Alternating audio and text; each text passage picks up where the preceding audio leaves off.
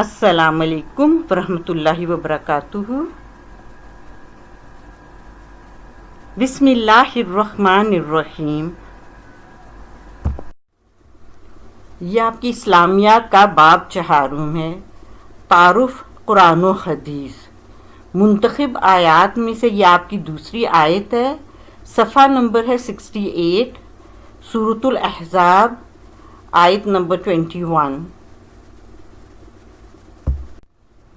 ہماری آج کی اس نشست کا مقصد ہے کہ آپ اس قابل ہوں کہ آیت مبارکہ کو سمجھ کر اس کا ترجمہ اور تشریح کر سکیں۔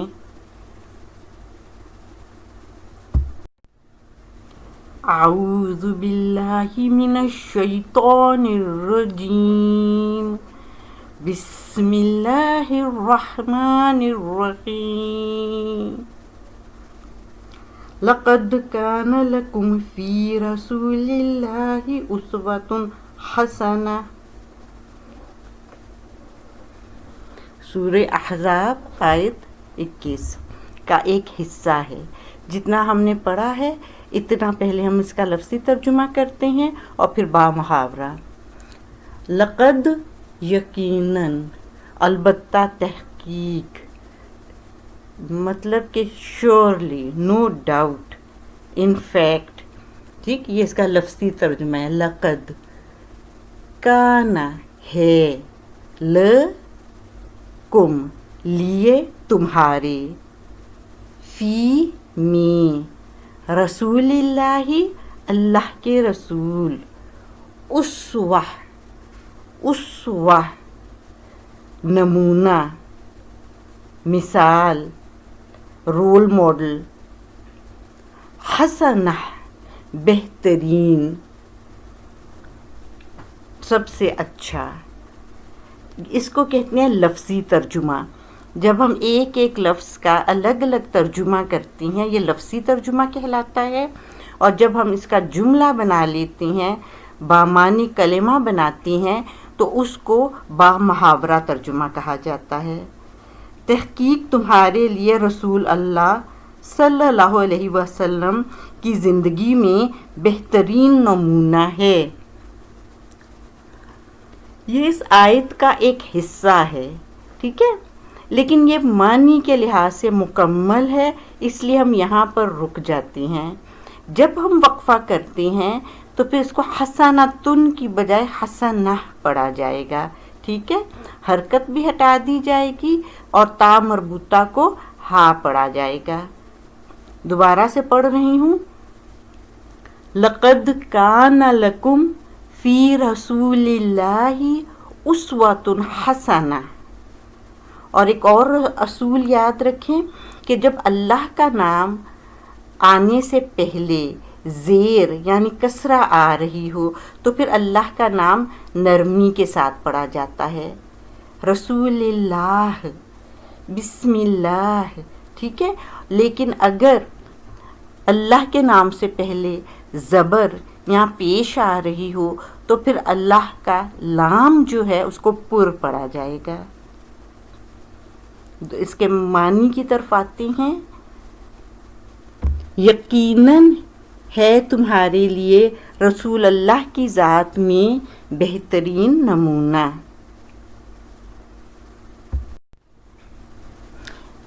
اس کے ترجمے کی طرف جب ہم دیکھتے ہیں تو ہمیں اس میں سے کچھ نکات ملتے ہیں جس کو ہمیں سمجھ لینا چاہیے تاکہ ہم باقی کا قرآن جب پڑھیں تو ہمیں یہ بات معلوم ہو۔ تحقیق تمہارے لیے رسول اللہ صلی اللہ علیہ وسلم کی زندگی میں بہترین نمونہ موجود ہے۔ یہ اس کا اردو با محاورہ ترجمہ کیا گیا ہے، اور آپ اس کو عربی کے ساتھ کمپیئر کریں تو آپ دیکھیں گے کہ عربی میں زندگی لفظ حیات نہیں استعمال ہوا، صرف اتنا بتایا گیا ہے کہ تحقیق تمہارے لیے رسول اللہ میں بہترین نمونہ ہے۔ آپ صلی اللہ علیہ وسلم کی زندگی آگے جو ہم نے ایڈ کیا ہے اس کو آپ بریکٹ میں بھی لکھ سکتے ہیں، یہاں پہ آپ با محاورہ میں لکھ سکتے ہیں، لیکن آپ لفظی ترجمے میں یہ نہیں لکھیں گے، ٹھیک ہے۔ کیونکہ یہ انڈرسٹوڈ ہے کہ جب ہم کہتے ہیں کہ رسول اللہ کی میں ہمارے لیے بہترین نمونہ ہے تو اس کا مطلب ہوتا ہے ان کی حیات مبارکہ میں، ٹھیک ہے، اس لیے یہاں پر لکھ دیا گیا ہے کہ آپ کی زندگی ہمارے لیے بہترین نمونہ ہے۔ ادروائز جو عربی کے ساتھ کمپیئر کریں گے تو اس میں اتنا ہی آئے گا کہ تحقیق تمہارے لیے رسول اللہ میں بہترین نمونہ ہے، یعنی آپ کے ہر سنت، آپ کا اخلاق، آپ کا لین دین، ہر معاملے میں آپ ہمارے لیے نمونہ ہیں، یعنی وہ ہستی ہیں جس کو ہم نے کاپی کرنا ہے۔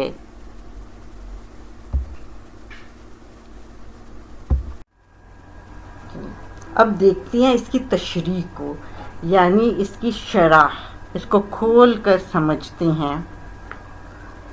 یہاں عام ضابطے کے طور پر مسلمانوں سے ارشاد فرمایا گیا کہ تمہیں اپنے تمام کاموں میں حضور صلی اللہ علیہ وسلم کا طریقہ کار اختیار کرنا چاہیے۔ گویا حضور صلی اللہ علیہ وسلم سب مسلمانوں کے لیے نمونہ ہیں۔ جو شخص اپنی زندگی میں آپ صلی اللہ علیہ وسلم کو نمونہ بنا کر جس قدر محاسن اپنے اندر جمع کرے گا، اپنے اندر پیدا کرے گا، اسی قدر اللہ تعالیٰ کے ہاں مقبول ہو سکتا ہے۔ دنیا اور آخرت کی تمام سعادتیں صرف آپ صلی اللہ علیہ وسلم کی ذات کی اتباع، اطاعت اور تقلید سے وابستہ کر دی گئی ہیں۔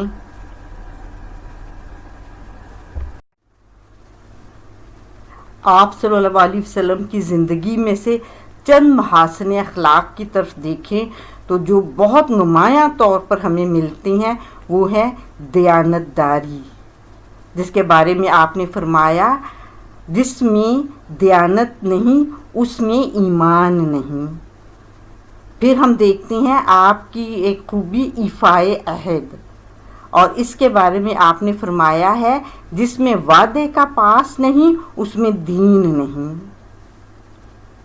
سچائی، آپ صلی اللہ علیہ وسلم صدق کا نمونہ تھے، اور قرآن پاک میں آتا ہے کہ اللہ سے سچی کس کی بات ہوگی۔ اس لیے سچائی بھی ایک ایسا محاسن ہے، ایک ایسا حسن اخلاق ہے جس کو ہر مسلمان کو اپنانا ہے۔ پھر اور ہم دیکھتے ہیں آپ کی زندگی کی طرف تو ہمیں ملتا ہے عدل و انصاف۔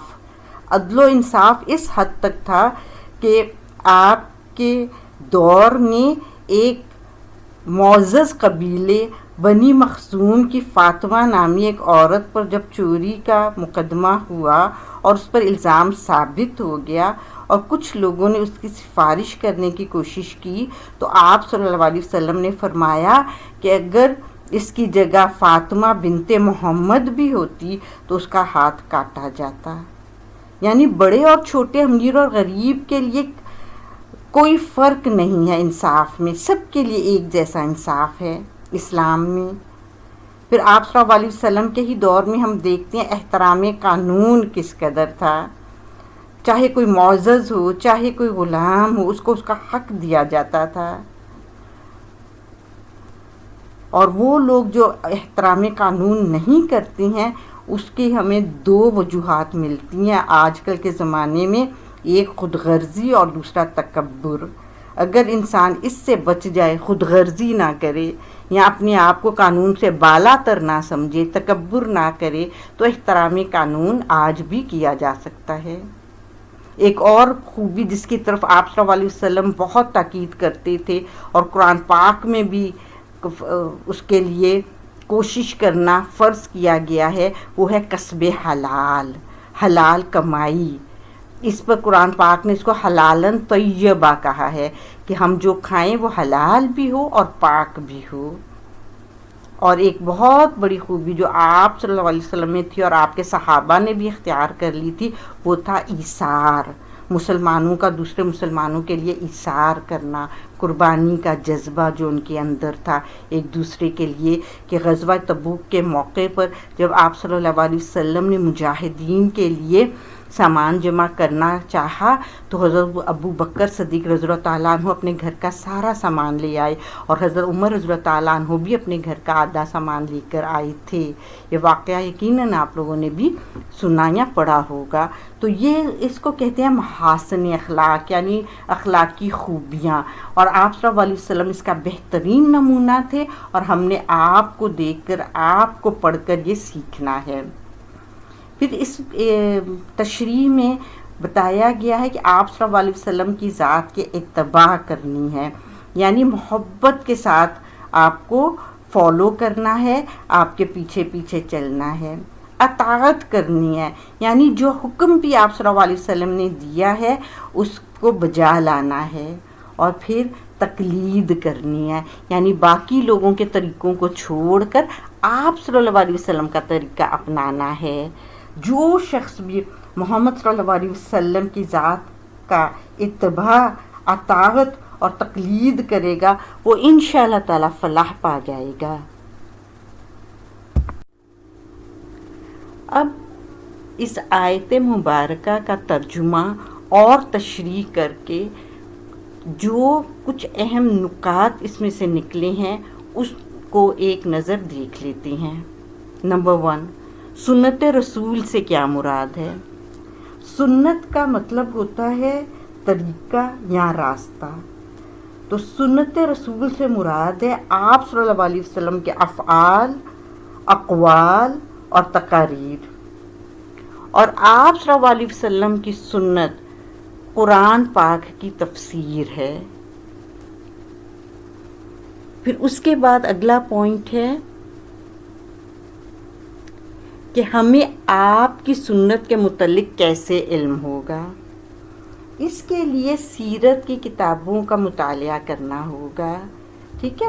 آپ صلی اللہ علیہ وسلم کی احادیث بھی دیکھنی چاہیے۔ حدیث کی کتب بھی دیکھنی بہت ضروری ہے، لیکن جس میں آپ کی حیات طیبہ لکھی جاتی ہے اس کو کہتے ہیں سیرت کا سبجیکٹ، اور وہ پڑھنا بہت ضروری ہے۔ جتنا زیادہ آپ سیرت کو پڑھیں گے اتنا زیادہ آپ کو قرآن کا فہم حاصل کرنا آسان ہو جائے گا۔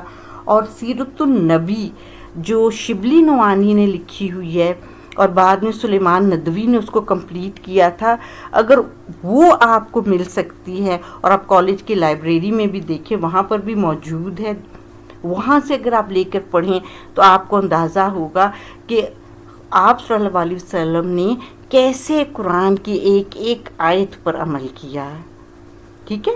تو ہمیں آپ صلی اللہ علیہ وسلم کے سنت کے متعلق علم حاصل ہو سکتا ہے سیرت کی کتابیں پڑھنے سے۔ اور دوسرا، حضرت عائشہ رضی اللہ تعالیٰ عنہ سے جب کسی نے آپ کے اخلاق کے متعلق سوال کیا تھا تو انہوں نے کہا تھا کہ وہ وہی ہے جو قرآن میں ہے، یعنی آپ کا اخلاق، آپ کا طریقہ جو ہے وہ قرآن کا ہی عکس ہے۔ نمبر 3، حدیث سے کیا مراد ہے؟ حدیث کے معنی ہے خبر، کلام یا گفتگو۔ شریعت اسلامیہ کی روح سے حدیث اس خبر یا کلام کا نام ہے جس میں آپ صلی اللہ علیہ وسلم کے قول، فعل یا تقریر کا بیان ہو، اور حدیث علوم اسلامیہ کی ایک شاخ ہے۔ نمبر 4 پوائنٹ، احادیث کی کتب کون سی ہیں؟ احادیث کی مستند کتب ہیں صحیح بخاری، صحیح مسلم، جامع الترمذی، سنن ابی داؤد، سنن نسائی، سنن ابن ماجہ۔ یہ جو 6 کتابیں ہیں یہ صحاح ستہ کہلاتی ہیں اور the most authentic books on حدیث ہیں۔ اگلا پوائنٹ ہے نمبر 5، جیسے کہ تشریح میں کہا گیا ہے کہ اتباع اور اطاعت، تو ان میں دونوں میں فرق کیا ہے؟ اتباع ہوتا ہے جب کوئی شخص انتہائی محبت سے وہ کام کرنے لگ جائے جو اس کو پتہ ہو کہ اس ہستی کو پسند ہے، جس کو وہ خوش کرنا چاہتا ہے۔ یعنی محمد صلی اللہ علیہ وسلم کا اتباع یہ ہوگا کہ آپ نے حکم دیا ہو یا نہ دیا ہو، ایک کام جس طرح وہ کرتے تھے اور جس طرح ان کو پسند تھا، محبت کی وجہ سے ہم اس طرح کریں تاکہ روز حشر محمد صلی اللہ علیہ وسلم ہم سے خوش ہوں. اور اللہ تعالیٰ تو راضی ہی تب ہوتا ہے جب مسلمان محمد صلی اللہ علیہ وسلم کے اتباع اور اطاعت کرتے ہیں. اور اطاعت کیا ہوتا ہے؟ اطاعت ہوتا ہے حکم ملنے پر وہ کام کیا جائے. حکم ملا ہے اور آپ نے فرما برداری کی ہے. جبکہ اتباع ہوتا ہے حکم ملے یا نہ ملے آپ اسی طرح کرو جس سے کہ وہ خوش ہو جائے. اور پھر نمبر 6 پوائنٹ ہے تقلید کس کو کہتے ہیں. تقلید ہوتے ہیں باقی سارے طریقوں کو چھوڑ کر کسی ایک کے طریقے کے مقلد ہو جانا. اور ہم نے کون سا طریقہ اپنانا ہے؟ محمد صلی اللہ علیہ وسلم کا. آپ کی سنت پر چلنا ہے. تو تقلید اس کو کہتی ہیں سارے راستوں میں سے سارے طریقوں میں سے ایک طریقے پر خود کو پابند کر لینا.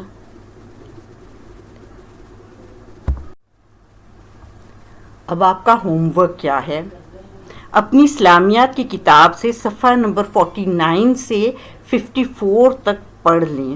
ان صفحات پر اسوہ رسول صلی اللہ علیہ وسلم کا ذکر ہے. اچھی طرح سے پڑھیں. کوئی بات آپ نے ڈسکس کرنی ہو آپ مجھ سے پوچھ سکتے ہیں. اور اس آیت مبارکہ کو درست تلفظ کے ساتھ زبانی یاد کر لیں بما ترجمے کے. اور اس کو لکھنے کی بھی پریکٹس کریں حرکات یعنی زیر زبر پیش کے ساتھ.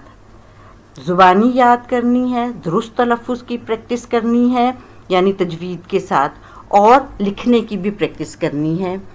اور اس کے علاوہ آپ نے سیرت کی کتابوں کا مطالعہ شروع کرنا ہے.